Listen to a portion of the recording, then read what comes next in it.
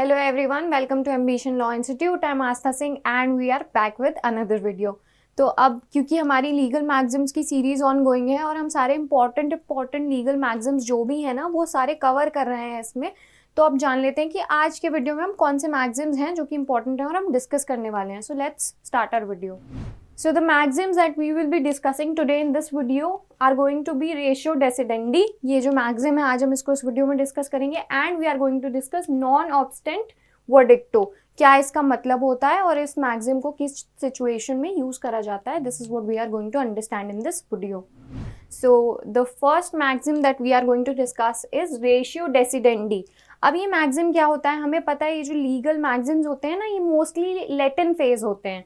Most of them are Latin phrases, बाकी कुछ अलग भी हो सकते हैं लैटिन फेज के अलावा. तो अब रेशियो डेसिडेंडी जो हम पढ़ रहे हैं ना, यहाँ पे रेशियो का मतलब होता है reason which you have to remember, and decidendi का मतलब होता है कोई डिसीजन जो कि आया है. तो अब इसका लिटरल मीनिंग क्या है, the reason for the decision, यानी कि कोई अगर डिसीजन दिया गया है तो उसके पीछे का रीजन क्या है, वो वैलिड पॉइंट क्या है जो कि उसको डिटरमाइन कर रहा है. तो आइए इसका मीनिंग एक बार पढ़ते हैं स्लाइड से. It is a legal phrase. क्या है, लीगल फ्रेज है which refers to the legal, moral, political and social principles. कौन से प्रिंसिपल्स की बात कर रहा है ये, legal, moral, political and social, used by a court. किसने यूज करे हैं ये प्रिंसिपल, कोर्ट ने यूज करे हैं टू कंपोज और rational of a particular judgment. तो क्या समझ में आ रहा है हमें कि ऐसे अगर कोई भी डिसीजंस कोर्ट के द्वारा आए हैं, चाहे उनका प्रिंसिपल कुछ भी रहा हो, उसके पीछे का जो रीजन होता है ना, रीजन, वो उस रीजन की बात करता है ये legal maxim, that is ratio decidendi. The ratio decidendi is the point in a case that determines the judgment. क्या कह रहा है ये कह रहा है कि एक पॉइंट है ये केस का जो कि तय करता है जजमेंट को, यानी कि डिटरमाइंस द जजमेंट. और we can say that the principle that the case establishes, यानी कि केस जो भी प्रिंसिपल है ना जिसको वो स्टैब्लिश कर रहा है कोई पर्टिकुलर, तो उसके बारे में बात करता है. सो इन शॉर्ट इसका लिटरल मीनिंग यही है that the reason for the decision, कोई भी डिसीजन जो कोर्ट पास कर रहा है, कोर्ट कोई डिसीजन दे रहा है, बता रहा है, तो उसके पीछे का रीजन क्या है, that is what ratio decidendi talks about. So we have to remember this legal maxim as इसका मतलब क्या होता है, रेशियो से आपको याद रखना है रीजन, और डेसिडेंडी का मीनिंग होता है decision. So reason behind any decision, this is how we have to remember this maxim. Now the next maxim that we are discussing is non obstante verdicto. अब अच्छा, पहले यहाँ पर एक बहुत इंपॉर्टेंट बात समझते हैं कि इसका जो प्रोनाउंसिएशन है ना, इससे कई लोग नॉन ऑब्स्टेंटी भी प्रोनाउंस करते हैं और कई लोग इसे नॉन ऑब्स्टेंट भी प्रोनाउंस करते हैं. तो because we follow like both the English, we know that British English and American English, तो वो डिफर कर जाता है दोनों की वजह से. बट आप इसे जैसे आपको सूटेबल लगता है ना प्रोनाउंस कर सकते हैं. दोनों प्रोनाउंसिएशंस में कुछ गलती नहीं है. So you can either pronounce it like non obstante और non ऑब्स्टेंट.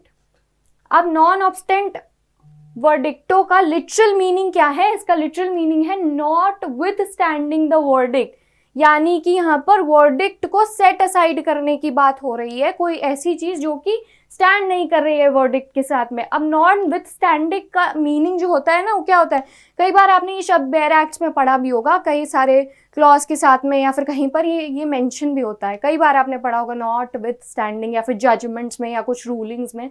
So the meaning of this word notwithstanding is contrary to the law. कोई चीज ऐसी जो कि contrary कर रही है लॉ को, उसको हम notwithstanding बोलते हैं, ठीक है. तो और यहाँ पर क्या बात हो रही है, सेट असाइड करने की बात हो रही है. किसे, वर्डिक्ट को. वर्डिक्टो मतलब, वर्डिक्टो का मीनिंग आपको याद रखना है वर्डिक्ट, ठीक है. ये भी लैटिन फ्रेज है. तो अब एक बार इसका मीनिंग पढ़ते हैं. Let's read it. That when a जज decides to set aside a final decision, क्या करा है जज साहब ने, सेट असाइड करा है फाइनल डिसीजन को, because she feels the verdict is not reasonably supported.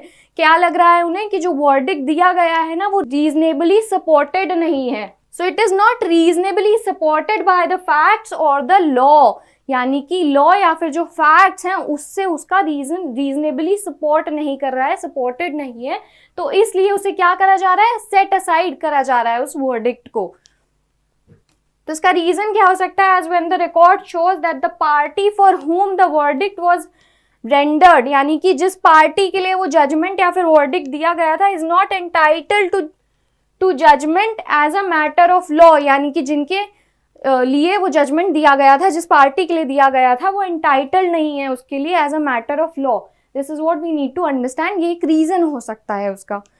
So in simple terms, not obstantive verdicto is basically setting aside a final verdict which was given earlier and now it is what contrary to the law, यानी कि जज साहब को ऐसा लग रहा है कि वो चीज़ें रीजनेबली सपोर्ट नहीं कर रही हैं उस फैक्ट को या फिर लॉ को, तो उसे सेट असाइड करा जा रहा है. This is what this maxim is about.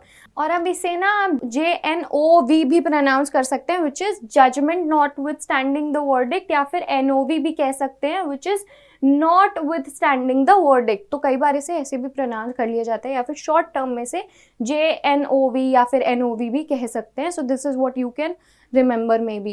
And this is what this maxim is all about, that notwithstanding with the verdict, यानी कि पुराने वर्डिक्ट को सेट असाइड करना. Okay everyone, so that's it for today's video. आज के video में हमने बहुत इंपॉर्टेंट 2 ऐसे मैक्सिम्स थे जो समझ लिए, and I really hope that this video was informative for you. अगर अभी भी आपके कोई क्वेश्चन हैं तो आप हमसे कॉमेंट सेक्शन में पूछ सकते हैं, and I would see you in our next video. Thank you so much for watching.